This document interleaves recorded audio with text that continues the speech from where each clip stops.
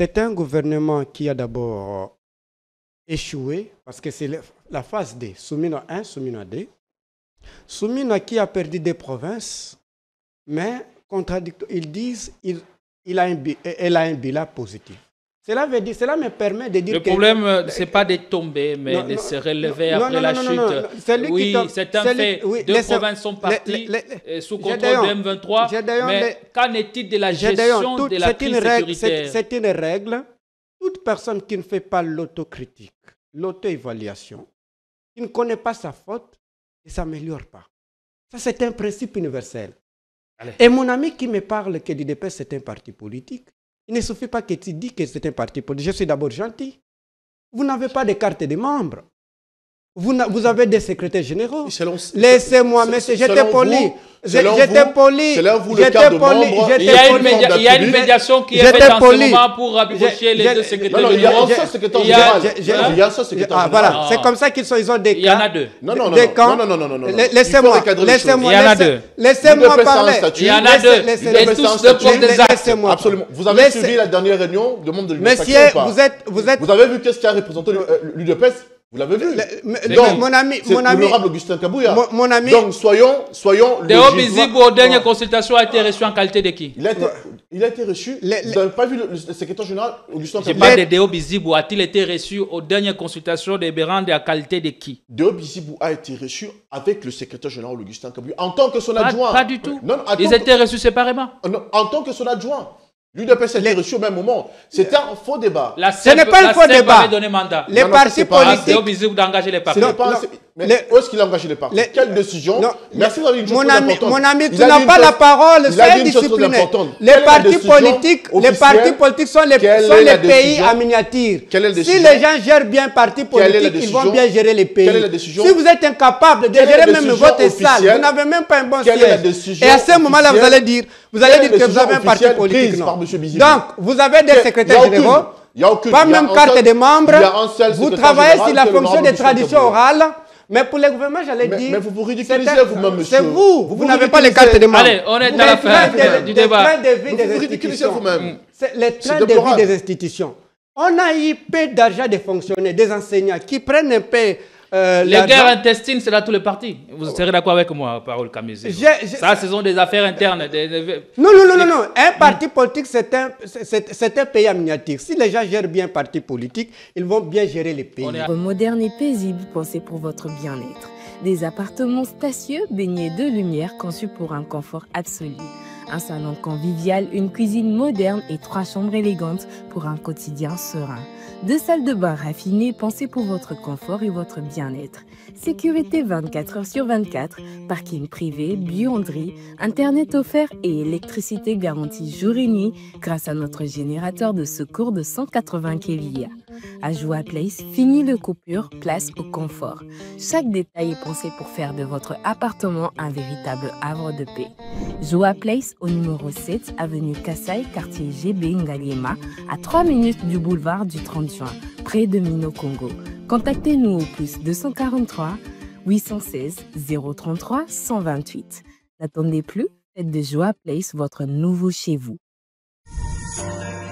Dans le cadre de la préservation des acquis comme voulu par les présidents de la République, 2024 pour l'inspection générale de finances sera une année de renforcement de la lutte contre la corruption et les antivaleurs dans la gestion publique. Pour ce faire, ce service de contrôle supérieur a lancé 222 points de contrôle dans l'ensemble du territoire national.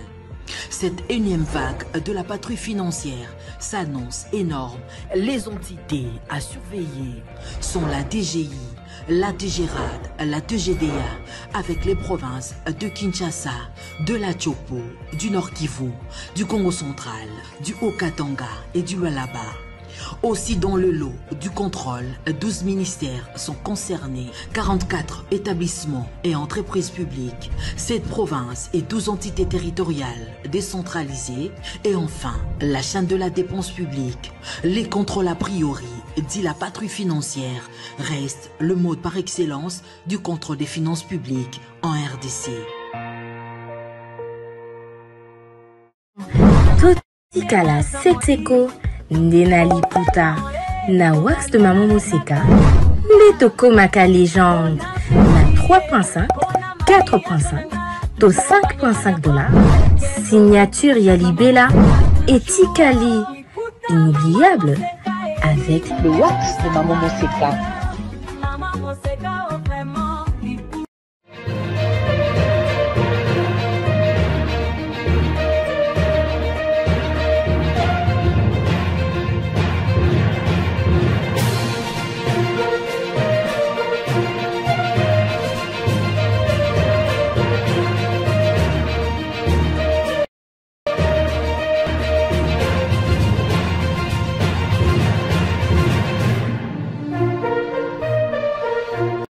Ici, on ne crie pas, mais on réfléchit à haute et intelligible voix. Mesdames et messieurs, merci de votre fidélité à ce programme. Bienvenue dans Ligne Rouge. En ce 5e jour du mois d'août, l'actu reste dominée par la poursuite du procès Moutamba. Hier, devant la Cour de cassation, l'audience de ce lundi a été beaucoup plus tendue pour le Proveni qui a affiché une attitude victimaire au lieu d'éclairer la Cour. Cette position de l'ancien ministre de la Justice et garde-sceau aura-t-elle des conséquences? Nous analyserons et déterminerons dans quelle mesure le témoignage des personnes citées changeront le cours du procès et si elles témoigneront réellement. Judith Suminois conserve la tête de l'exécutif dans un contexte marqué par la crise sécuritaire et les négociations qui reprennent ce vendredi à Doha entre Kinshasa et Goma pour la signature d'un accord de paix. Nous réserverons également quelques minutes pour parler du Génocost. Quelle action pourrait renforcer les mesures prises par le gouvernement congolais pour la réparation et la justice pour les victimes? Nous sommes contents que vous soyez nombreux à nous regarder et à nous suivre. Nous avons bon espoir que vous aurez à passer un excellent moment de télé, comme on aime bien toujours le dire. En compagnie de nos invités qui sont avec moi, je vous présente Larousse Mouya. Il est de l'UDPS. C'est un honneur de vous avoir sur notre plateau. Merci d'abord d'avoir répondu à notre invitation. Comment sentez-vous? Soyez les bienvenus. Bonjour. Merci à vous de me recevoir et merci aux braves gens qui vont nous suivre à travers leurs écrans. C'est pour moi une première d'être ici et je suis bien content d'être bien reçu. Donc, merci encore. Et Larousse signifie quoi? C'est un nom français ou ça nous plonge dans le racine de la culture congolaise? Nom français, culture congolaise, mais je vais dire une chose, je suis viscéralement congolais. Donc voilà. Allez, merci beaucoup. De l'autre côté, on a aussi la présence de Parole Kamizelo, le néo-péperdien, analyste et philosophe. Soyez les bienvenus. Merci pour l'invitation, Gédéon. Merci pour votre invitation. Je salue les co-débatteurs, les compatriotes. Je suis toujours fier de voir les Congolais venir débattre de leur pays. C'est comme le cas qui est arrivé avant la Révolution française. C'était des débats, des lumières, des idées de Voltaire, de Montesquieu et les autres. Aujourd'hui, nous allons débattre les idées parmi les hommes éclairés de Joseph Kabila avec les 12 commandements, avec ce que nous allons ajouter comme les additifs. Parce que ce sont des idées qui transforment le monde, qui transforment les sociétés, qui développent les sociétés. Raison pour laquelle nous invitons les gens de l'Union sacrée de venir avec les débats d'idées. Quand nous venons avec les 12 propositions, et qu'ils viennent avec l'antithèse de ce que nous disons, et non avec des débats que moi j'appelle le débat napoléen, parce que la première élection, quand Napoléon était candidat, il n'avait pas les programmes d'action. Eh bien, je trouve qu'ils sont dans la même situation, raison pour laquelle nous leur invitons, c'est-à-dire les gens de l'Union sacrée, de venir avec les débats d'idées, de l'économie du pays, c'est-à-dire comment gérer l'économie, comment nous pouvons résoudre les problèmes de chômage, comment nous pouvons combattre la corruption, parce que la corruption, c'est l'autodestruction. Donc, nous les invitons de venir dans ces terrains, et non des terrains de... C'est vrai, la politique, c'est des terrains de chiens, que moi j'appelle des trompismes, chahainement, c'est-à-dire des bagarres, pas bagarres physiques, mais des idées. Nous les invitons de venir dans ces terrains-là. Allez, merci juste pour vous saluer et faire constater votre présence sur ce plateau. Mais je voudrais qu'on commence par ce petit détour. je l'ai dit avec une gravité extrême. Et curieux que cela puisse paraître, le Congo, depuis qu'il est souverain ou qu'il a accédé à la souveraineté nationale et internationale en 60, nous venons de réaliser 65 ans. Et de la conférence de Berlin en 1885 jusqu'à 60, au moment de l'accession à notre indépendance, c'est 65 ans. Le constant est glacial est tel que les 65 ans de la colonisation comparé aux 65 ans de liberté. On a l'impression que le Belge, même en termes de kilomètres de routes construites par les Belges, c'est énorme en termes d'infrastructures par rapport à ce que nous avons pu réaliser par nous-mêmes depuis que nous avons accédé à l'indépendance. Qu'est-ce que justifie ces paradoxes, Larousse Mouya? On ne va pas réécrire l'histoire. On sait que dès le lendemain de l'indépendance, le même qui était à contrôler la nation, le même qui nous avait colonisés, il faisait aussi partie du problème. Donc voilà. Comment faisait-il partie du problème? Il y avait le problème de tout le débord. À la fois des élites qui étaient censées diriger la nation, eux, des anciens colonisateurs, qui en même temps étaient là pour instiguer aussi certaines crises au niveau national. Et après, nos pères fondateurs ne nous ont pas vraiment aidés dans ce sens-là. Et ce qui a suivi, la trame, la culture de l'homme politique congolais, ça n'a pas été dans le sens de construire une nation qui allait de l'avant avec de grandes réalisations, de grands projets, de grandes idées. C'est beaucoup plus concentré. On a été nombriliste. On a parlé aux gens de son bord, aux gens de son camp. On a travaillé pour soi-même. Les résultats, on en est là aujourd'hui. Puisque c'est lui qui était de telle ethnie devait soutenir telle élite qui était de son ethnie, même s'il faisait mal de choses, on ne dénonçait pas. Et voilà. Donc c'est l'accumulation de la mauvaise foi politique de ce qui se passe aujourd'hui. On n'a pas longtemps été dans l'éclairage vis-à-vis de ce qu'on a fait comme travaux pour la nation. Effectivement, on se retrouve là. Donc c'est une interpellation assez flagrante qui nous appelle à faire les choses différemment, avec force et conviction. Et le déclic pourrait partir de quoi? Cette prise de conscience déjà. Et aussi tout ce qu'on a connu. À un moment donné, on doit se dire assez. Faisons les choses différemment. Et on est passé à la lisière du chaos avec l'arrivée des Rwandais dans cette nation, la gestion de tout ce qui a suivi, tout ce qui a été accompagné par le régime de Paul Kagame, la crise qui nous habite encore jusqu'à aujourd'hui, la crise sécuritaire, l'agression rwandaise, millions de morts. Tout ça là, ça nous appelle à une forme de prise de conscience assez active, où ce ne sont pas que deux mots, mais ça se traduit dans l'action aussi. Donc voilà. Et effectivement, nous sommes dans une période charnière où on voit la matérialisation de cette conscience-là avec l'administration actuelle dirigée par le chef de l'État, Félix-Antoine Tshisekedi Tshilombo. Et Parole Kamisel, vous partagez la même lecture? Non, non, je ne partage pas cette lecture. D'ailleurs, c'est tellement important de rappeler les peuples qu'on ne peut pas avancer sans l'histoire. Parce que, comme vous l'avez dit, on peut séparer cette histoire à trois zones.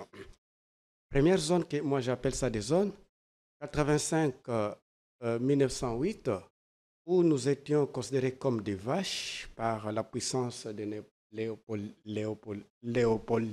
la puissance léopoldienne, eh bien, où on nous coupait des bras. D'ailleurs, si vous regardez dans l'histoire du monde, vous allez voir que nous sommes un peuple, c'est-à-dire le peuple congolais, je parle vraiment spécialement pour les peuples congolais, un peuple qui a connu une barbarie qu'aucun peuple a connue au monde.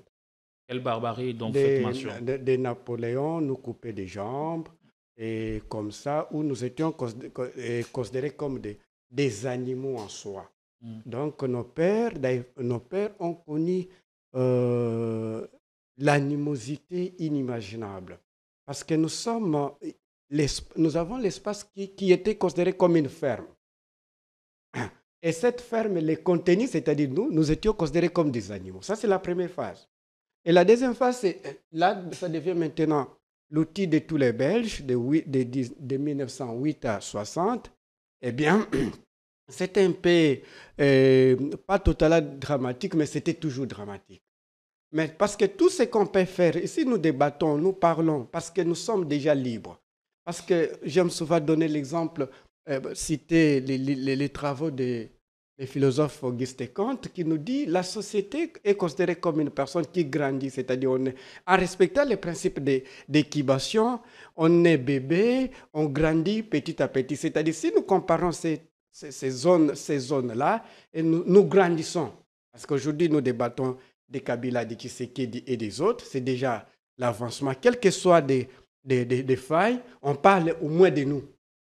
Et on sort calmement, on ne coupe pas des jambes, on ne coupe pas des oreilles. Je peux critiquer Félix Tshisekedi. Et tout ce qu'on peut dire, Félix Tshisekedi ne va pas venir me couper la jambe. Dans ce que dit Larousse Mouya, il n'y a pas une part de vérité. On ne peut pas accéder à quelque chose sans en avoir la conscience. Et la conscience nous pousse inéluctablement à la responsabilité, aux actions que nous devons assumer. Non, la conscience, nous l'avons. Mais cette conscience, il y a des cas, des camps, allais-je dire. Les cas des nationalistes qui pensent que nous-mêmes, nous méritons la dignité. C'est-à-dire les cas nous légués par Simon Kimbangu, que nous rendons vraiment hommage parce qu'à ces années-là, dire non aux Belges de ne pas faire cette barbarie, ce n'était pas facile. Et nous avons encore Patrice Emery Lumumba, nous avons Pierre Moulele, cette génération Antoine Kizenga, eh bien non, papa, là, on fait un grand travail. Beaucoup de gens disent, qu'est-ce qu'ils ont fait?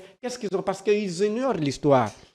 Aujourd'hui, cette idée-là est là, parce que quand vous avez un Joseph Kabila avec ses disciples qui prônent pour la souveraineté, eh bien, c'est-à-dire, nous avons cette conscience-là. Et fait de dire qu'on n'a pas cette conscience, peut-être un autre cas que moi j'appelle le cas des complotistes, qui pensent que notre bonheur viendrait de Washington. Alors la cause du marasme économique et politique dans lequel nous sommes englués est due à quoi? Oui, la cause principale, c'est le problème de la formation des ressources humaines.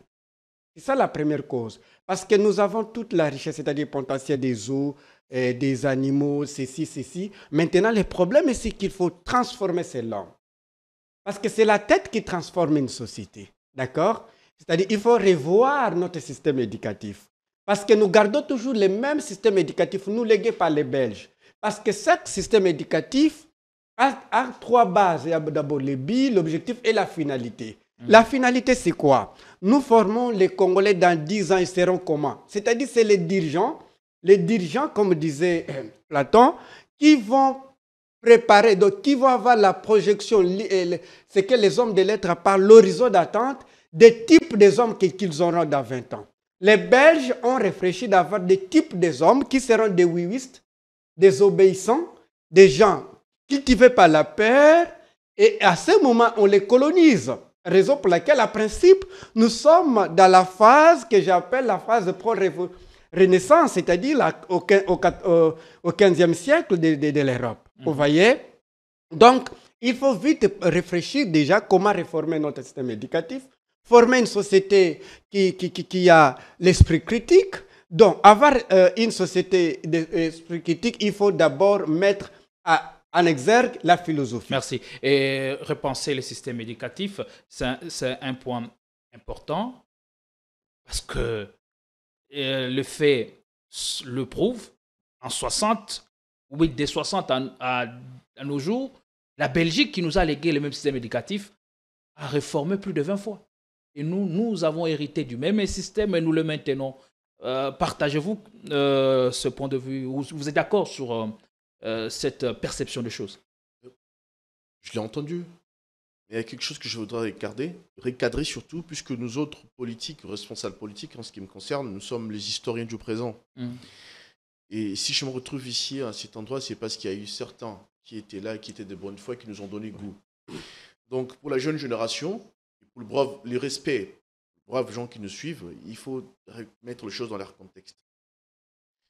Le mot nationaliste est un mot tellement fort. Moi, je me reconnais dedans. C'est un mot tellement fort qui en prend des sacrifices. Ce n'est pas qu'un mot, c'est une lutte, c'est une histoire de sang. Les nationalistes ont payé lourdement. Et inscrire Joseph Kabila dans les... Et quelles sont les valeurs qui doivent en découler? Je vais vous répondre. Mais inscrire Joseph Kabila dans les camps des nationalistes, c'est faire insulte. à tous ceux qui ont versé leur sang, qui ont été meurtris dans leur chair pour cette nation. Vous parlez là d'une personne qui a concédé des pans entiers de la République à des milices venues du Rwanda. C'est de ces messieurs-là que vous parlez en tant que nationaliste. Vous parlez d'une personne qui est allée au Bas-Congo massacrer des paisibles citoyens. C'est celui que vous qualifiez de nationaliste. Vous parlez d'une personne qui a commis des massacres innommables, des massacres des Camerounais en Sampo. J'en parle bien entendu. Vous parlez d'une personne qui est à la tête d'un mouvement qui commet des viols, pourtant, des massacres et des rapts en ce moment. Du groupe d'experts de l'ONU, le nom de Joseph Kabila n'y est pas cité. Ah, ok. Je vous invite vivement, et j'invite tous ceux qui nous suivent, à aller consulter les derniers rapports des experts des Nations Unies, où il est fait spécifiquement mention de la collision entre lui, Yoweri Museveni, Paul Kagame et chapeau, Moïse Katumbi. Voilà. Des voyages fréquemment et des communications fréquemment avec le président du Rwanda et de l'Ouganda. Elle répondait à la contre question. la République. Donc voilà. C'est une question de sacrifice pour sa patrie. C'est ce que ce monsieur-là n'a jamais fait pour cette La question vous posez, c'est de savoir, évitons de nous écarter du débat. Les systèmes éducatifs, laissez par les Belges. C'est le point qu'il a soulevé. Allez-y. J'étais tout simplement en train de répondre. Et là encore, vous allez m'amener à rentrer dans ce qu'il a dit. Aujourd'hui, par rapport à l'actuelle administration, vous avez vu la volonté. La construction des bâtiments modernes dans l'ensemble de Vinci-Provence et la RDC, en termes d'université. Vous avez vu les réformes qui sont lancées dans l'éducation nationale, encore chez nos jeunes gens. C'est la volonté. Mais ça a été fait après combien de temps? Pourquoi cela n'avait pas été fait pendant tous les 18 ans où monsieur... Est-ce que le problème, c'est les infrastructures ou le problème, c'est la formation qui doit être notre cheval de bataille? Parce que moi, je me rappelle, moi qui ai grandi un peu en province, dans des coins reculés de la République démocratique du Congo, nous avions étudié sur des briques érigées en forme de banc. Et pourtant, ça ne nous a pas empêché d'être quelque peu bons. Le problème, donc, ce n'est pas les infrastructures. Le problème, c'est les contenus. C'est votre lecture. Je la respecte. Et il y a un mixte qui va avec. On ne peut pas parler d'une éducation moderne si on ne modernise pas les décorums dans lesquels on forme les jeunes esprits qui vont servir la République. Qu'est-ce qui doit précéder l'autre, selon vous? Il y a des réformes en termes d'infrastructures, mais aussi des réformes en termes de système. Ça même, le chef en parle souvent. On en a parlé. Encore récemment, il parlait avec la ministre de l'Enseignement supérieur universitaire de voir où est-ce que nous a conduit les systèmes LMD, qui est une forme d'évaluation. Cela avait été demandé. C'est un travail qui n'avait jamais été fait auparavant. Et vous êtes témoin de ça. C'est maintenant qu'on commence ce travail. Mais on commence quand? Au moment où on a la tête d'une nation qui est agressée. À peine on a pris le pouvoir. 65 ans après, on attend que les autres décident ou réfléchissent à notre place pour que nous puissions emboîter les pas. Les systèmes LMD, d'où vient-il? La question a été bien posée 65 ans après. 65 ans après l'arrivée de quelle administration? L'actuelle administration. Votre question est bien posée et la réponse est toute trouvée. Donc, depuis toutes ces années, pourquoi on n'a pas entendu? Pourquoi on n'a pas eu cette volonté politique? Pourquoi c'est maintenant qu'on commence à le faire? Il n'y avait pas de volonté politique. On voulait casser une nation. On voulait sacrifier toute une génération. Ce qui avait été fait. Et aujourd'hui, on commence un travail qui est un travail de longue haleine. Mais on a quand même commencé parce qu'il faut commencer quelque part. Il est louable. Allez, on va entrer dans le sujet d'actualité. S'il y a des reliquats, faites-le dans votre temps d'antenne. On va ouvrir le débat avec ce premier sujet d'actualité, procès Mutamba qui s'est poursuivi ce lundi devant la Cour de cassation. Le Proveni a plutôt affiché une attitude quelque peu victimaire au lieu d'éclairer la Cour. Je pose la première question à Parole, Kamizelo. Pour sa première comparution, le procès Constant Mutamba a tout révélé. Oui, je suis tellement content d'abord de l'introduction de l'émission. Je suis un peu déçu de mon co-débatteur, un sujet qui allait être vraiment magnifique. D'ailleurs, cela prouve que vous n'avez pas lu l'accord entre la RDC et le Rwanda. Dès que vous avez signé cet accord, le Rwanda cesse d'être le pays agresseur. Par contre, c'est un partenaire. Soit, vous allez me dire, mon cher ami, vous signez des choses que vous ne comprenez pas. Raison pour laquelle, Parole Kamizelo, a dit que les experts qui ont écrit cet accord, ce ne sont pas les Congolais. Et les Congolais sont partis signer comme des petits-enfants. Et vous les prouvez quand vous parlez au niveau psychologique. C'est-à-dire, vous êtes partenaire du Rwanda. Vous voyez? Et vous me dites que vous êtes contre les M23. Vous avez fait venir les M23 ici. D'ailleurs, je profite, Gédéon, de demander à la Cour. C'est la Cour des militaires qui avait le procès Joseph Kabila. Si vous accusez Joseph Kabila, qu'est-ce que vous faites que de celui qui a fait venir, l'administration qui a fait venir les M23 ici, 14 mois, que nous avions financé même des sous-vêtements, de l'eau à boire avec nos taxes, via le... M. Tshisekedi. Qu'est-ce que vous dites? Raison pour laquelle nous comparons ces procès comme les procès de Philippe Pétain et de Gaulle. Philippe Pétain était le premier a condamné Général de Gaulle, et Général de Gaulle qui était condamné à perpétuité et qui était fugitif, et à la fin, c'est de Gaulle qui a condamné Philippe Pétain. Et Philippe Pétain est mort en prison. Nous ne voulons pas que l'histoire se répète. On peut donner tant des exemples, nous les donnons à maintes reprises. Quand vous parlez de l'éducation, qui est la moelle épinière de la société, vous êtes d'accord avec moi? Et quand vous allez dire que entre celui qui a planté l'arbre et celui qui fait... qui a recueilli le fruit. Qui est le meilleur? Celui qui a semé l'arbre. C'est Joseph Kabila qui nous a donné la Constitution. Si vous ne reconnaissez pas ça, c'est une malhonnêteté politique. Laissez-moi, messieurs. Différence entre éducation et Constitution. L'article 43, laissez-moi, j'étais calme, mon frère. L'article 43 de la Constitution qui consacre la gratuité de l'éducation. Et moi, je me rappelle, en 2015-2016, on a commencé déjà la gratuité de l'enseignement dans les provinces. En province, on ne payait pas. On a laissé des grandes villes qui étaient Lubumbashi et Kinshasa. J'en étais parmi les bénéficiaires. Oui. Je peux le témoigner. Nous avons encore problème de MSP. Où depuis 2012, l'administration Kabila a introduit un très bon système. Ils ont commencé avec Kinshasa, avec Lubumbashi, MSP, mutuelle de santé des enseignants. Où les enseignants étaient traités, ils partaient même en Inde. Mais on n'en parlait pas assez. Moi, je connais, je peux citer l'enseignant, donner même l'adresse, où il a été traité jusqu'au niveau de 15 000 $ à Mukole. Mais aujourd'hui, le MESP, le mutuelle d'enseignants des mutuelle de santé des enseignants, est à l'arrêt. Et celui qui a porté ce projet, c'est bien l'ancien ministre de l'EPST, Maker Mwango, via l'administration de celui qui était au pouvoir. Voilà les débats que nous devons débattre. Vous voyez? Aujourd'hui, quand vous parlez... ne vous éternisez pas sur ça. Oui, en tout cas, venons-en à l'actualité, s'il vous plaît. Ce qui change le pays, le budget de la recherche. Ce qui change le pays, c'est les techniciens. Quand aujourd'hui on regarde la Russie, on regarde l'Iran, on regarde la Chine, on regarde le nombre de techniciens. On dit l'Iran, par exemple, est troisième, si je ne me trompe pas, aux techniciens. Mais paradoxalement, chez nous, on regarde les jeunes préfèrent d'être pasteurs et comme ça, eh bien, si vous regardez les pays qui nous agressent, les jeunes préfèrent être des généraux. Vous voyez? Nous avons un grand travail à faire. N'allons pas des choses comme ça. Je ne peux pas faire passer des choses comme ça.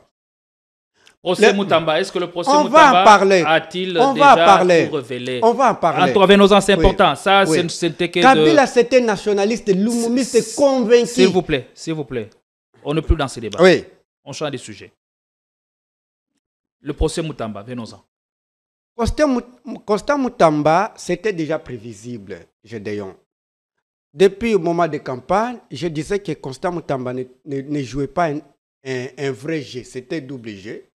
En principe, c'était un téléguidé du pouvoir, c'était le plan B du pouvoir, parce que le pouvoir craignait que tous les candidats de l'opposition, président Katumbi, président Fayoulou, Joseph Kabila, ne vont pas déposer de candidature. Vous voyez?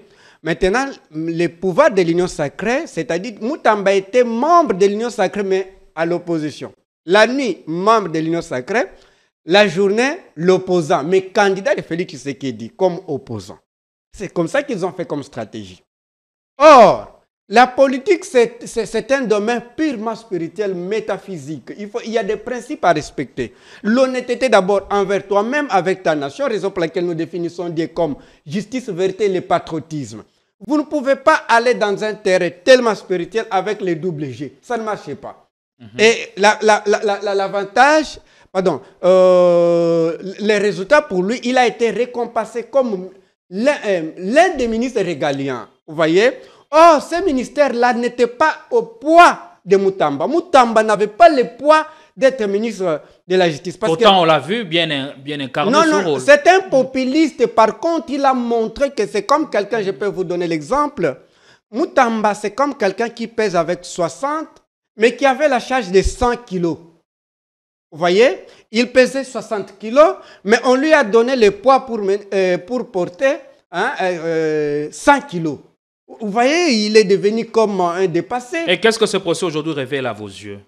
Bon, ce procès révèle que c'est un cartel de détourneurs, de corrompus. Vous avez suivi. D'abord, il y a des indices parce que le diable se cache dans les détails. Moutamba dit d'abord, qui dit dans une conférence, il dit l'odeur du détournement. Oui. Sa cheftaine était là. Dans le sens d'interprétation, il disait na chef naïe. Elle avait même répliqué à cette aujourd'hui, Moutamba nous donne aussi un élément. Il cite, Moutamba ne nie pas les faits, il cite les co-accusés, c'est-à-dire les gens qui peuvent apparaître, Madame Souminois et Monsieur... Non, toutes ces personnes sont citées à témoigner, ou sont appelées à témoigner. Ils n'ont pas cité comme... Les témoins, si on t'appelle à la cour pour témoigner, vous avez déjà 40% été retenu. Parce que les témoins peuvent être coupables. Parce que l'administration, c'est l'interdépendance, non, de l'intersystème. Quand vous avez, par exemple, une lettre où les ministres que les Congolais appellent Barcelone, c'est qui des transports, il s'appelle, comment vous pouvez me rappeler, les ministres que les Congolais appellent Barcelone, le ministre de Barcelone des transports là. Une lettre qu'il demande 14 millions de dollars pour rénover le stade de Kisangani. Eh bien, la lettre là, c'est une évidence. Et celui-là, vous allez dire que c'est un témoin simple, non? C'est un co-accusé. Il sera arrêté. Mais Moutamba nous révèle que c'est un système, raison pour laquelle nous vous disons, tout ce qui nous arrive, les agressions, des problèmes d'ici par là, les nerfs des problèmes, c'est la mauvaise gouvernance. La principale maladie, c'est la mauvaise gouvernance. Les autres, là, ce sont des maladies subsidiaires. Et l'affaire qui a été renvoyée à ce mercredi 6 août, elle sera essentiellement consacrée au témoignage de personnes citées dans l'affaire, dont la première ministre, Mme Judith Souminois. Qu'est-ce que ça révèle? Est-ce que pour vous, ce procès tend à aller vers un arrangement politique ou c'est le contraire? Il y a arrangement politique, la conséquence serait que la justice va perdre les résidus judiciaires. Parce que la justice doit prendre conscience, c'est-à-dire les magistrats, doivent prendre conscience qu'ils ont des puissances, des juges qu'on ne corrompt pas, les peuples et Dieu. Et si les juges font une telle comédie, la conséquence serait que les peuples ne vont pas, seront déçus et puis totalement déçus. Okay. Parce que la justice déjà se discrédite avec les pseudo-procès de Joseph Kabila, qui est comparable avec un procès que les gens des forces du progrès fabriquent dans des coins et qui aura aussi les mêmes résultats. Vous voyez? Merci. Donc, nous craignons encore de commettre des erreurs. L'erreur est humaine. Demeurer dans l'erreur est tellement, vous dites diabolique, mais nous disons c'est la mort. Allez. Et si la justice veut faire le succès de commettre toujours des erreurs, ça devient maintenant une justice de ces erreurs. Et nous avions même comparé les procès de Joseph Kabila comme les procès de Socrate au tribunal Élié, le tribunal qui a jugé Socrate, on appelle le tribunal Élié, qui avait 501 magistrats et qui était discrédité. Allez. Donc nous craignons que cette histoire se répète. Merci. Laros Mouya, vous avez suivi Parole Camisello. Pourquoi Moutamba, dont le rapport se sont toujours révélés tendus avec la Première ministre, l'appelle aujourd'hui à témoigner devant la Cour? Comment expliquez-vous ceci et quelle incidence aura ce témoignage sur le procès? Je suis mon co-débatteur. Il a les talents de mélanger les choses. Allant jusqu'à accompagner ce grand général de Gaulle à M. Joseph Kabila. Il fallait oser. Bien étonnant. Et vous avez votre sens propre de définir la justice. Pour vous, quelqu'un qui est invité pour témoigner porte déjà, pour vous, il est déjà condamné à 40%, vous avez dit. Je ne sais pas sur quelle logique vous définissez ces pourcentages. Là, vous en avez les secrets. Très brillant. On va dire que le monsieur qui a témoigné hier, qui a éclairé la cour hier sur des questions spécifiques aux passations de marché, était déjà 40% condamnable. Donc, il nous donnera le secret de sa logique. Tout ça, c'est pour faire voir un peu toute la lumière qui est la vôtre. Ces procès, selon certaines indiscrétions, je parle conditionnel, que c'est la présidence de la République qui aurait voulu que ces procès soient retransmis en direct, pour que chacun d'entre nous puisse se faire son opinion. Beaucoup de choses ont été dites, comme toujours, sur la place publique, mais après, la vérité est là, dans des témoignages, des questions des uns des autres. Et effectivement, il y a des gens qui sont appelés pour venir éclaircir la situation de la gestion de fonds, des questions sur le détournement, parce que la question de l'accusation était ça. On voit aujourd'hui le ministère public en difficulté pour prouver le détournement. Ça, c'est une question qui est claire, nette et simple pour tout le monde. D'abord, essayer de rappeler que Constant Moutamba est poursuivi pour tentative de détournement. Pas pour détournement, parce que l'argent est toujours logé sur le compte de l'entreprise ayant gagné les marchés, et la procédure de passation de marché a laissé à désirer. Laissé à désirer? C'est votre version. Et on a suivi un expert en la matière hier qui a expliqué qu'il n'y avait pas de nuage sur la manière dont le dossier a été conduit. Vous l'avez suivi comme moi. Tout le monde l'a suivi. Chacun peut se faire son opinion. Donc, mais il a révélé un point capital. Comment vous allez payer à 100% l'entreprise ayant gagné les marchés, alors que le taux d'exécution ou physique est à 0%. Et ce ne sont pas de faits ou un témoignage qui risque de clouer davantage Moutamba, parce qu'on le prend en qualité d'expert. Spécifiquement, on a entendu ce qu'il a donné comme version pour les uns, et pour les autres, il a conforté la cour. Et la partie de l'accusé a donné aussi ses moyens de défense. Donc, moi je pense que c'est un dossier qui met un peu sur la place publique la qualité de notre justice, puisqu'on a vu la promptitude avec laquelle le dossier Moutamba a été conduit. Je me pose la question si c'est le seul dossier où il y a tentative ou détournement, alors que par ailleurs, dans la République, il y a d'autres dossiers, même d'autres anciens dossiers, qui demandent que la justice puisse s'intéresser avec la même promptitude. Et vous pensez que le témoignage de personnes citées dans cette affaire aurait une incidence positive sur le procès? Je ne veux pas me faire une opinion spécifique. Comme toute personne éprise des bonnes volontés, je veux que la vérité éclate. Que les saligots soient incarcérés. Que les saligots soient mis à la place publique. Et que ceux qui sont innocents les soient déclarés. Je ne suis pas dans une forme de posture politicienne où je prends position pour tel ou pour tel autre. Pour ceux qui, parce qu'on entend, et on voit quand même l'aspect que, bon, apparemment, il y aurait complot. Parce qu'on voit la rapidité avec laquelle ce dossier est conduit. Chez nous, on n'a jamais connu ça. Jamais. Sinon, je mets quiconque en défi de dire quel dossier a été conduit avec une telle célérité. Parmi tous ces juges-là. Dans l'affaire Joseph Kabila, vous direz aussi la même chose, qu'il y a un complot au regard de la célérité avec laquelle le dossier est conduit. Non, Joseph Kabila aurait dû être poursuivi. Là, ça fait exception. Non, il aurait dû être poursuivi depuis très longtemps. Depuis très longtemps. Il a du sang congolais sur le main depuis très longtemps. C'est une question sur laquelle on ne peut même pas blaguer. Depuis très longtemps, on a été large. De quoi est-il poursuivi? Il est en connivence avec ceux qui nous agressent. La preuve? Vous n'avez pas lu tous ces rapports? Tous les rapports produits par les experts de Nations Unies?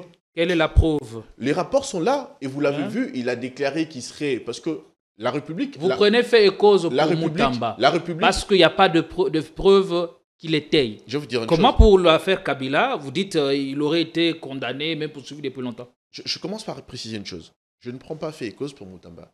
Moi, je suis en train de commenter ce que chacun d'entre nous a suivi hier. Je suis pas en train de commenter cela, et j'attends la suite. Là, on commentera s'il est condamné, par rapport à quel fait, parce que tout ce qui est dit, chacun tire ses propres conclusions. Et on voit effectivement où penche un peu la balance.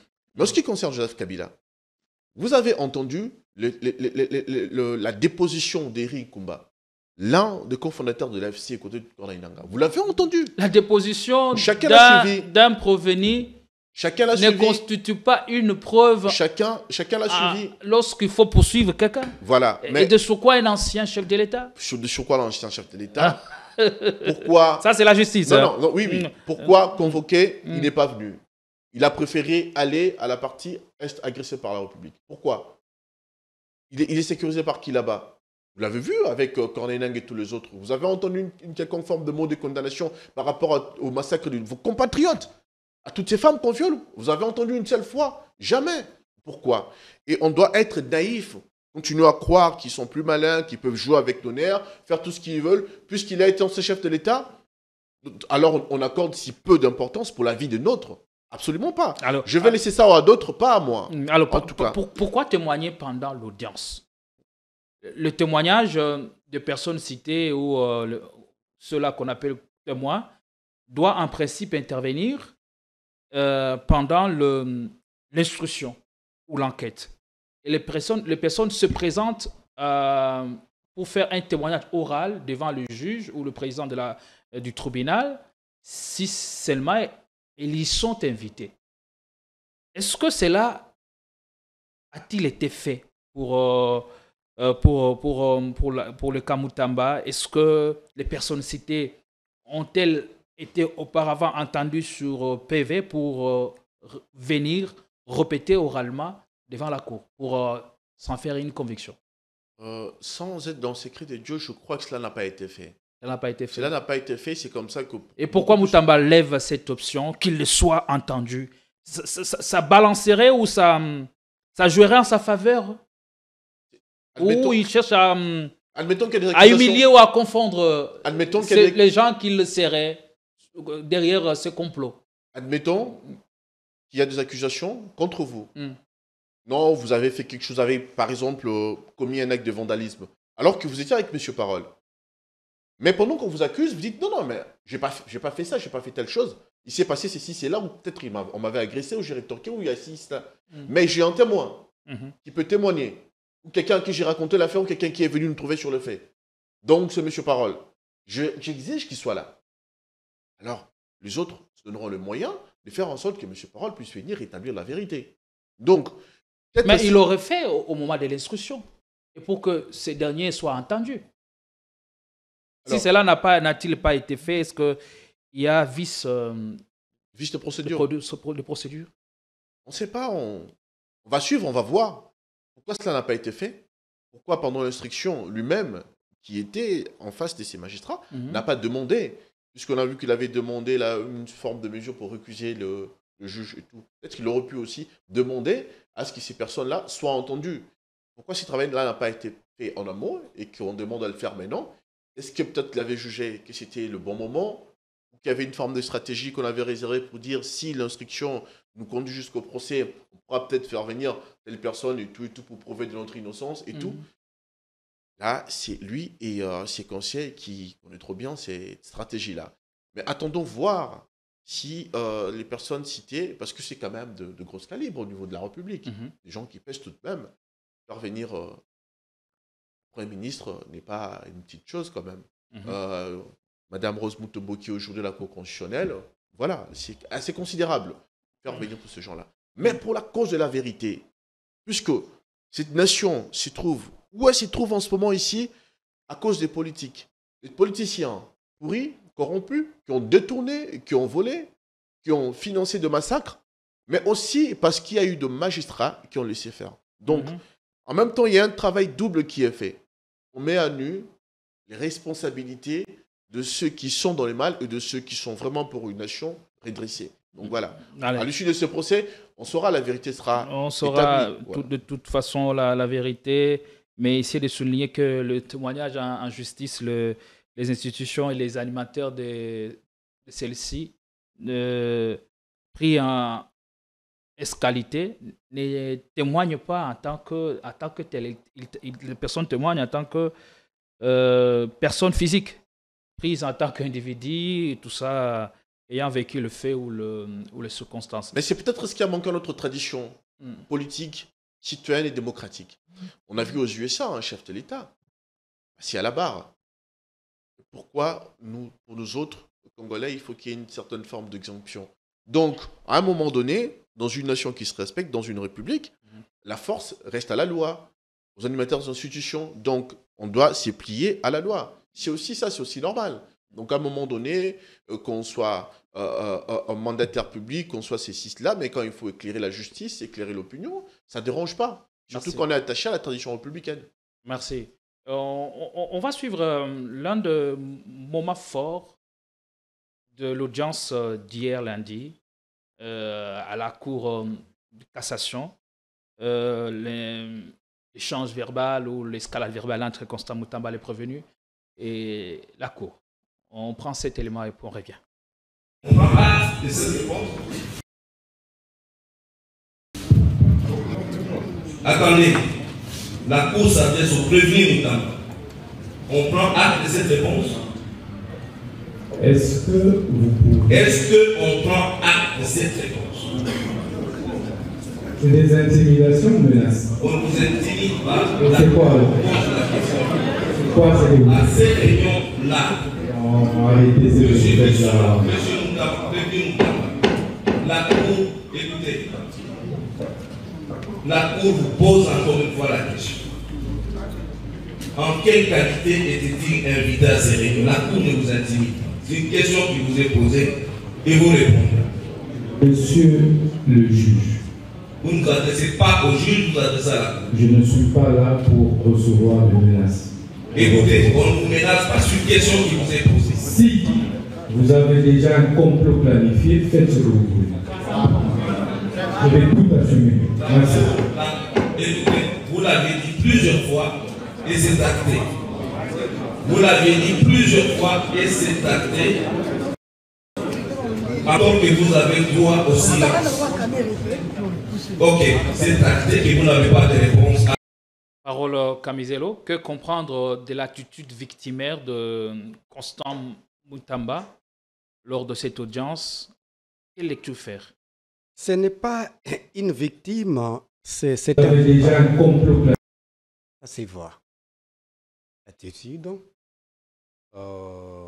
Si moi je me pose une question, si un pays a un dirigeant comme Moutamba, mais ça sera catastrophique.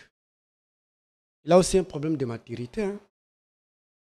C'est quelqu'un, si vous regardez, vous avez fait peut-être de la pédagogie comme moi, il y a ce que nous appelons QI, conscient intellectuel, c'est-à-dire, tu peux avoir 35 ans, ton âge réel, 35 ans, mais ton intelligence est plus avancée. Soit en retard, soit l'âge... Donc cela veut dire qu'il a un problème de la maturité. Il présente aussi un problème de l'éducation de base. Il y a des indices qui les montrent. Tout pédagogue, on fait des débats, on peut les prouver. Regarde, il prend les bâtiments publics, il les confond avec un siège d'un parti politique. En amenant les militants. Il a même détourné les agents publics comme ces militants. En principe, c'est une infraction. J'ai fait une petite étude comparative entre les comportements des gens de l'IDPS qui chantaient l'hymne national à l'Assemblée nationale et à la présence de Félix Tshisekedi qui entrait, lui que vous appelez président de la République, en mettant comme ça. De tous, une même maladie, je peux dire comme ça. Donc, ce n'est pas une victime, allais-je dire. Mais je voulais répondre à mon frère en disant, on ne veut pas faire ça, je ne peux pas venir m'amuser ici, dans une grande chaîne comme ça. Et comment comprenez-vous, quelle lecture vous faites de cette attitude ostentatoirement désobligeante qu'il affiche envers la Cour? Est-ce qu'en faisant cela, a-t-il aidé la Cour ou mieux, s'est-il fait aider? Non, il n'a pas besoin d'aider la Cour. Parce que la Cour a noté la réponse qu'il a donnée. Les évidences, tout le monde est juge.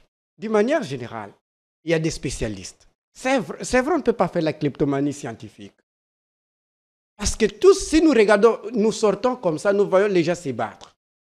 Même si vous n'allez pas prendre un PV, vous allez un peu juger d'une manière superficielle, non professionnelle. Tous nous voyons l'attitude de ces messieurs avec des processus de ce qu'il a fait, que c'est un coupable, il n'est pas victime. Donc par contre, c'est l'État qui est victime. Par contre, c'est moi qui suis victime. Par contre, c'est vous qui êtes victime. C'est-à-dire qu'ils sont victimes comme ça parce que c'est notre argent mal utilisé. En même temps, on allait payer la maternité. On allait payer les enseignants. On allait payer. D'ailleurs, vous oubliez que les écoles n'avaient même pas de bulletins. Cet argent allait payer les bulletins. Vous voyez? Donc, c'est nous qui sommes victimes. C'est l'État qui est victime. Lui, c'est l'un des braqueurs de la République qui braque les caisses de l'État. Vous voyez? Donc, c'est un... Non, on n'allait pas dans les affirmations du genre parce que les procès sont en cours. Les procès... peut bien se passer. Moutamba n'est jusque-là condamné. C'est un prévenu et il doit jouir de la présomption d'innocence. Mon frère, quand je vois la lettre demandant 14 millions, je n'ai pas besoin de faire l'équation mathématique. Je projette déjà 90%. Le reste, nous restons spécialistes du droit de ne pas faire ce que nous avions appelé la kleptomanie. Je voulais dire à mon ami, moi j'ai fait cette étude comparative pour aider les Africains, en général, les Congolais en particulier, de comprendre que nous avons des hommes valeureux en Afrique, mais la colonisation nous enseigne d'une manière générale de ne pas nous accepter. Vous voyez? Je compare le général de Gaulle avec le général Joseph Kabila. Non, on n'est plus, plus dans ce sujet. Il en a parlé, sinon ça va passer. Ça va passer. Il en a parlé. Nous prenons un point d'analogie. De Gaulle a donné la 5e République, Joseph a donné la 3e République. C'est le point commun. Les deux sont les généraux. Après, ça reste les contrastes. Merci. C'est-à-dire, De Gaulle a été condamné à vie, Kabila n'est pas condamné à vie. Et l'autre était fugitif, Kabila n'est pas fugitif. C'est-à-dire que Kabila est plus meilleur que De Gaulle. Merci. Donc, je ne suis pas venu pour j'allais parler recevoir de menaces. Non, on va évoluer. Je ne suis pas venu pour recevoir de menaces. Est-ce que c'était réellement des menaces qu'il a reçues ou des intimidations de la part de la Cour? Alors, il y a des situations où certains ressorts au fond de vous demandent une certaine forme de réplique.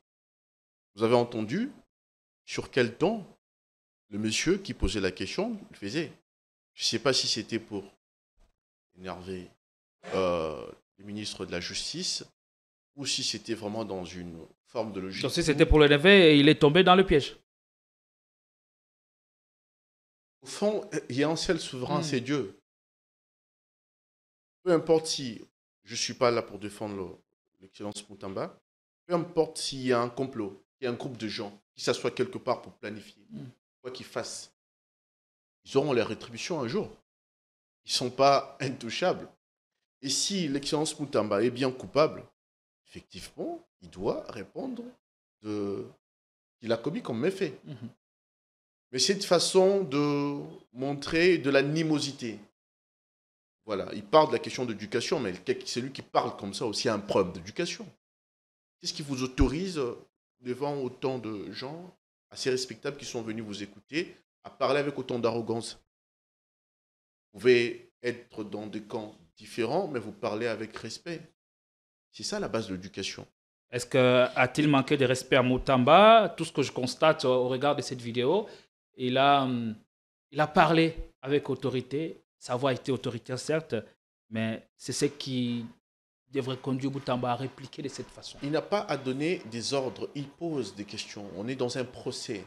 On n'est pas dans une forme de caserne où on ordonne aux gens de faire ci, de faire ça. Les gens ont même droit à garder le silence dans un procès. Donc, quand vous posez une question, attendez qu'on vous donne une réponse. Et parler des menaces, du complot. Si vous êtes dans un complot, faites-le. Est-ce que ça aide Moutamba? Il se défend avec ses moyens. Et ne peut que faire ça quelqu'un qui est accusé. À tort ou à raison.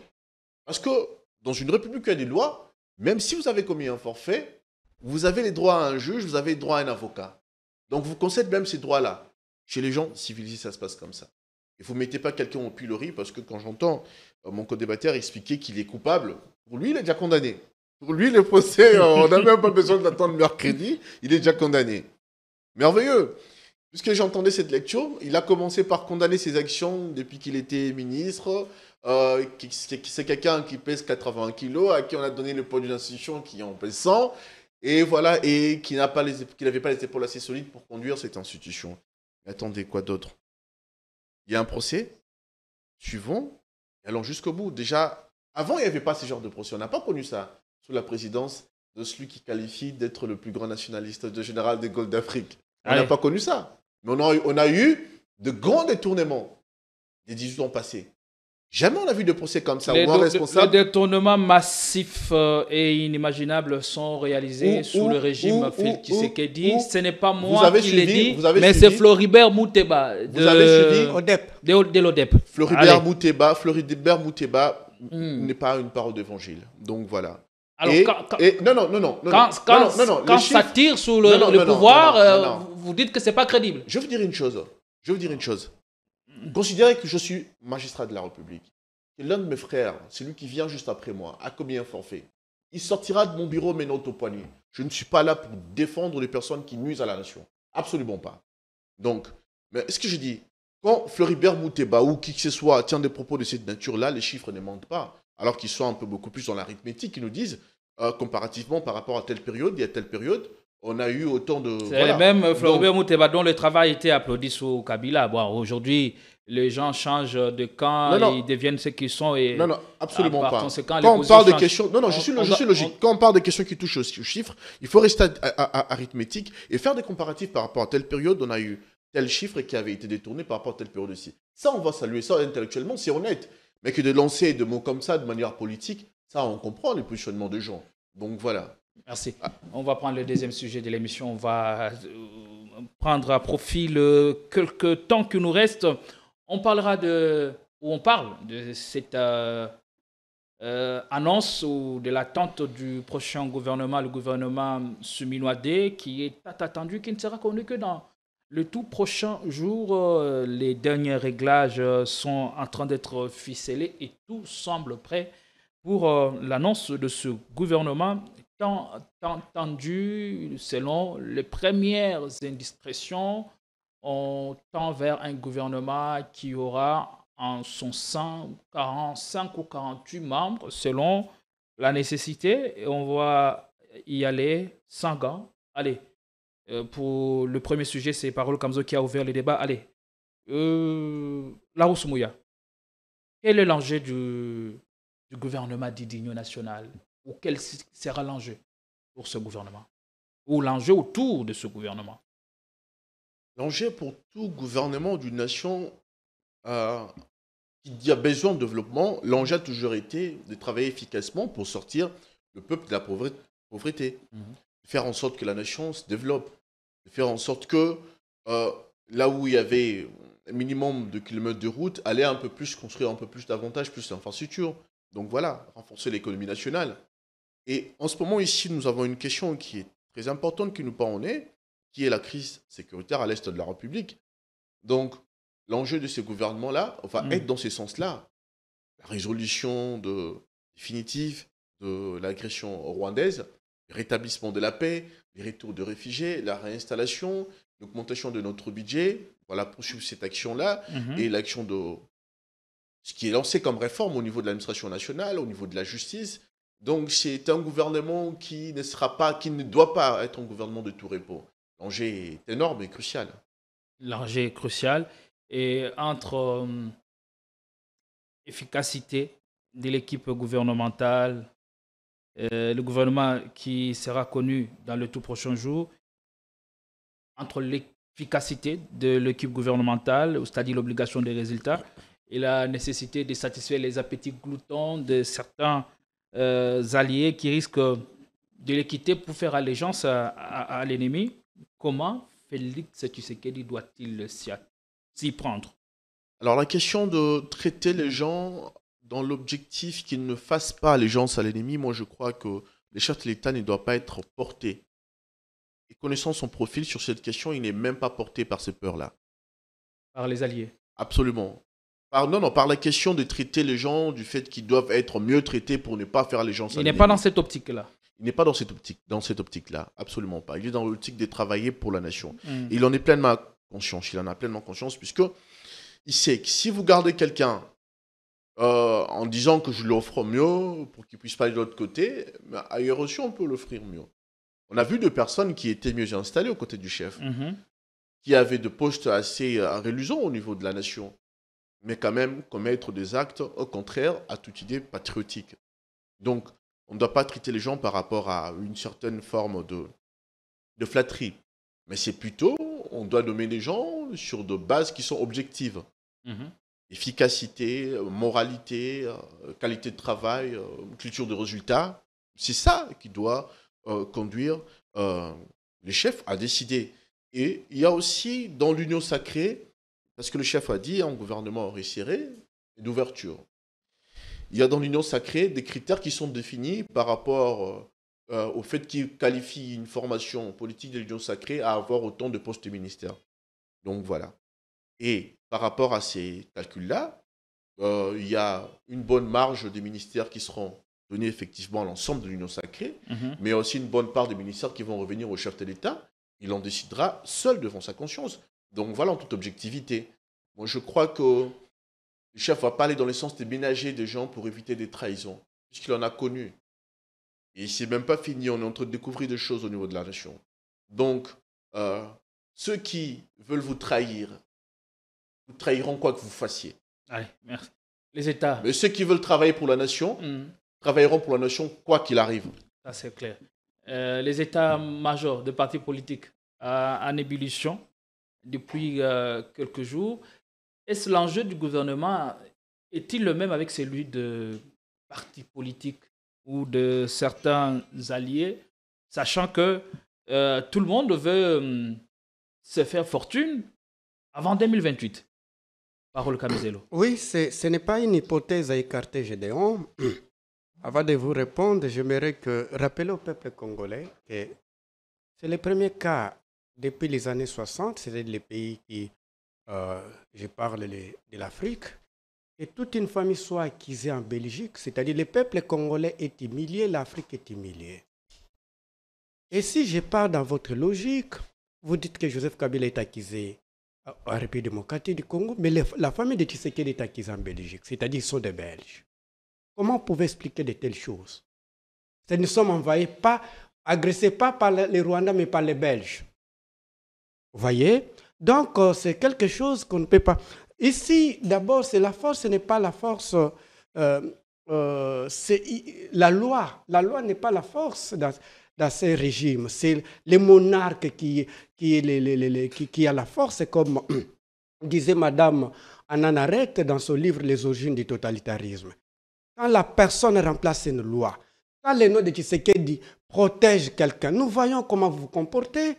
C'est-à-dire, parler d'état de droit, le premier qu'il y a, c'est Félix Tshisekedi. Comment vous allez m'expliquer qu'un président de la République qui pille son peuple les rend? Et ça passe comme ça. Et si nous avions une bonne justice... Pardon, je sais pas.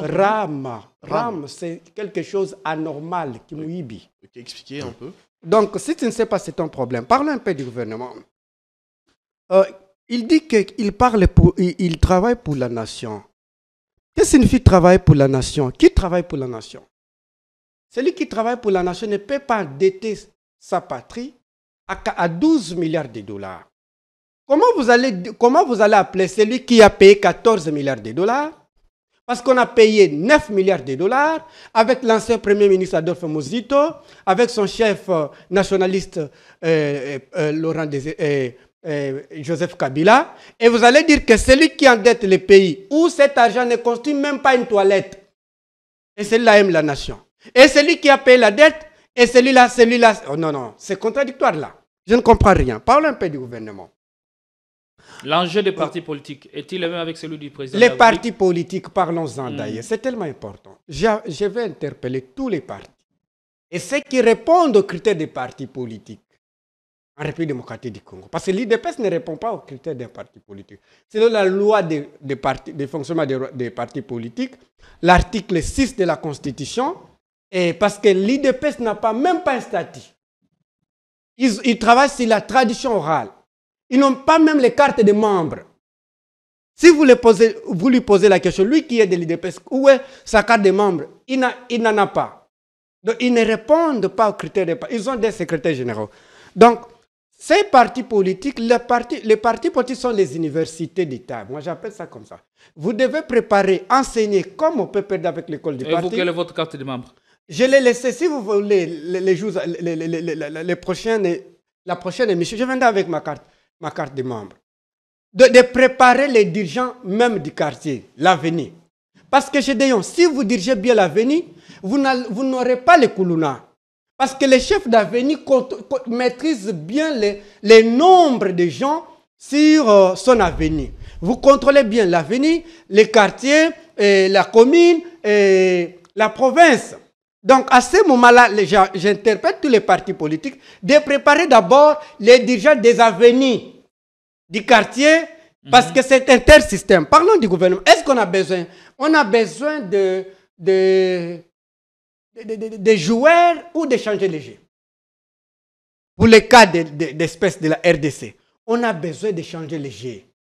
C'est-à-dire changer les jeux, changer l'entraîneur. L'entraîneur ici est mauvais. Son jeu est mauvais. Non, l'entraîneur peut être bon, mais tant que le système qu'il adopte ou le schéma technotactique ne répond pas au profil du joueur, c'est à la fois important de changer et le système et aussi les joueurs. Gédéon, tu te contredis. Le jeu est dans l'homme. C'est l'homme qui fait tout. C'est toi qui donnes tes stratégies. Les stratégies échouent. Je parle football, c'est important parfois de changer et le système de jeu et le profil du joueur. Parce que si vous voulez jouer en contre-attaque, vous n'avez pas besoin d'avoir un joueur qui sait dribbler. En contre-attaque, il est important d'avoir un joueur qui sait conserver les ballons pour permettre à ce que l'équipe se déplace et servir peut-être dans le dernier mètre le coéquipier de marquer pour marquer des buts. Ici, système est sémantiquement parlant est le synonyme du jeu. Vous ne pouvez pas avoir un bon entraîneur. Un bon entraîneur, c'est qui? Celui qui met bien d'une bonne stratégie, un bon jeu, placez bien les joueurs. Comment vous pouvez imaginer un joueur qui prend et Kylian Mbappé, qui met défenseur, qui prend Kamavinga, qui met Bitter, c'est comme ça que vous les appelez. Oui, oui. Il change comme ça, mais il y aura du fonctionnement. Ça peut arriver. L'histoire de grands clubs nous a prouvé même les meilleurs entraîneurs ont échoué avec certains clubs. Laissez-moi d'abord terminer. Carlo Ancelotti qui est parti du Real Madrid. Il a échoué. C'est le cas d'exception. Voilà. L'exception confirme une règle. Ici, pour nous ici... C'est-à-dire on peut être bon, mais dans un certain environnement, on arrive à échouer. Ça, c'est les joueurs. Les joueurs, c'est un bon joueur. Mais il arrive dans un système, trouver un entraîneur qui ne sait pas bien classer les joueurs, qui ne met pas un bon jeu, les joueurs vont échouer. Alors, donc, cela veut dire quoi? Et dans les contextes, on avait besoin d'un gouvernement de guerriers. On a besoin d'un gouvernement d'action. Oui. C'est-à-dire avoir des généraux, par exemple 7 généraux.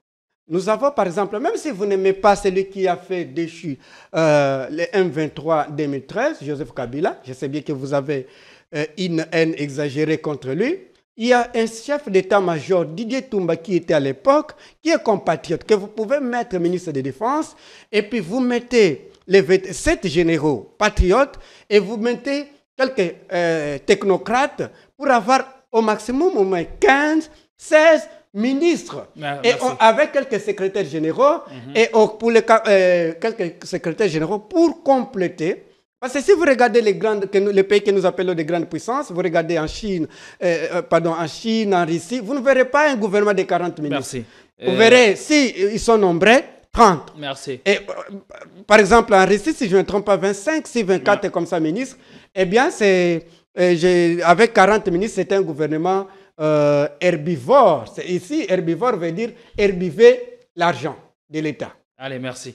Clarous, 1 minute s'il vous plaît, on va finir. Malheureusement, on n'aura pas tout le temps pour aborder les derniers sujets. Il y a trop de confusion. Déjà, attendez, je pose la question pour le dernier sujet qu'on devrait réserver à Jeannot Coste.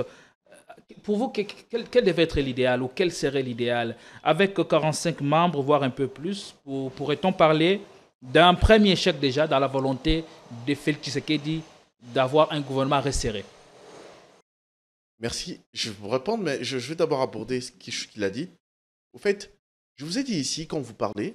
Vous avez 1 minute pour conclure. Les jeunes esprits nous suivent. Mais là, il y a à dire beaucoup de contre-vérités qu'il faut recadrer. Les jeunes esprits nous suivent. Faites-le dans le 1 minute. Et ces émissions sont comme des encyclopédies par moment qui informent des gens. Vous ne pouvez pas vous permettre, sur une chaîne comme ça qui est suivie, en direct, dire que l'UDPS n'est pas un parti politique. Monsieur, vous vous ridiculisez vous-même. Regardez-vous bien dans une glace, vous vous ridiculisez. L'un des premiers partis politiques après les Impères, c'est l'UDPS. Comment vous pouvez oser une faribole pareille? Comment est-ce possible? Donc, à un moment donné, on met l'animation à côté, on met les côtés polémiques à côté, respect entre nous, mais respect surtout pour la science et dire les choses telles qu'elles sont. Donc voilà, je voulais recadrer ça. Mais après, pour le reste, vous reconnaissez kabiliste. C'est normal. Je ne peux pas attendre de vous que vous puissiez reconnaître une quelconque forme de bien qui est faite par cette administration. Sinon, je serais un naïf. Merci. Je ne vous reconnais pas. Je ne veux pas vous reconnaître dans ce sens-là. Mais je vous laisse votre liberté en tant que soutien indéfectible de Kabila. Voilà, propre devant votre conscience, de lui reconnaître tout le bien que vous voulez et grand bien vous fasse. Est-ce que là, ce n'est pas un premier échec? Dans la volonté de Félix Tshisekedi d'avoir un premier gouvernement, un gouvernement resserré, 45 ou 48 déjà, quel aurait été l'idéal pour vous? Vous posez la question si ce n'est pas un échec. On est parti de combien? On est à 52 ministres. Arithmétiquement parlant, c'est une réduction ou pas? C'est une réduction. C'est une réduction, vous êtes bien d'accord avec moi. Donc, ce n'est pas un échec. Et pour la suite, on va juger de quoi? De l'action qu'il va apporter les uns et les autres. Il le fait parce qu'il le veut, parce qu'il le souhaite, ou pour satisfaire les appétits gloutons de ses alliés? Je ne crois pas qu'un chef doit diriger selon le rythme ou la température des humeurs de ses alliés. Sinon, la nation partira à volo. Il fait les choses par rapport au combat qu'on a mené depuis toutes ces années et pour redresser cette nation qui a longtemps été cassée. Voilà. Allez, vous avez un mot.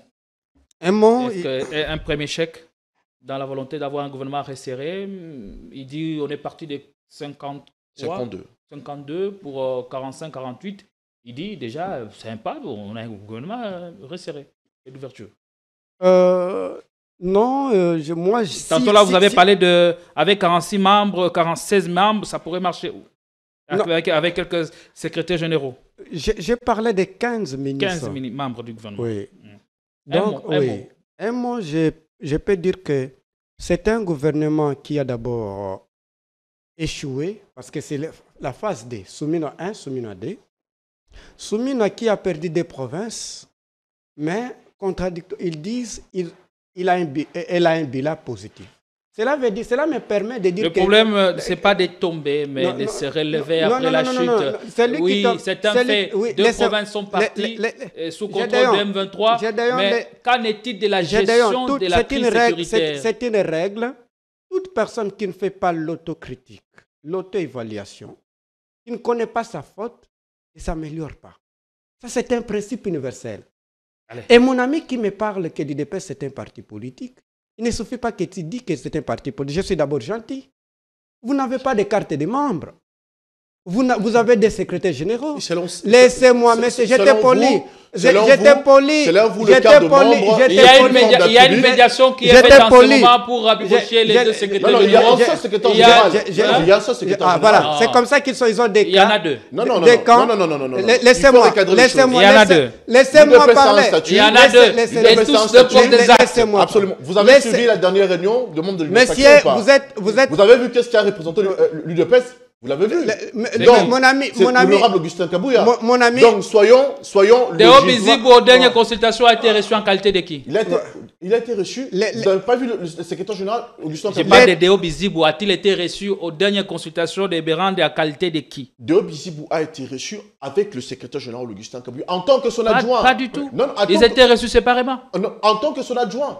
L'UDPS a été reçu au même moment. C'était un faux débat. Ce n'est pas un faux débat. Les partis politiques. C'est obligé d'engager les partis. Mais où est-ce qu'il a engagé les partis? Quelle décision? Merci d'avoir une chose importante. Mon ami, tu n'as pas la parole. Soyez discipliné. Les partis politiques sont les pays en miniature. Si les gens gèrent bien partis politiques, ils vont bien gérer les pays. Si vous êtes incapable de gérer même votre salle, vous n'avez même pas un bon siège. Et à ce moment-là, vous allez dire que vous avez un parti politique. Donc, vous avez des secrétaires généraux, pas même carte de membres. Vous travaillez sur la fonction des traditions orales. Mais pour les gouvernements, j'allais dire... Mais vous vous ridiculisez vous-même, monsieur. C'est vous. Vous n'avez pas les cartes de membres. Allez, on est à la fin du débat. Vous vous ridiculisez vous-même. Les trains de vie des institutions. On a eu peu d'argent des fonctionnaires, des enseignants qui prennent un peu... les guerres intestines, c'est dans tous les partis. Vous serez d'accord avec moi, Parole Kamizé? Ça, ce sont des affaires internes. Non. Un parti politique, c'est un pays en miniature. Si les gens gèrent bien un parti politique, ils vont bien gérer les pays. On est à la fin. Si les gens sont incapables de donner une carte de membres, comment ils vont gérer les pays? J'allais parler les trains de vie des institutions. C'est un gouvernement qui braque le peuple congolais. C'est un gouvernement braqueur.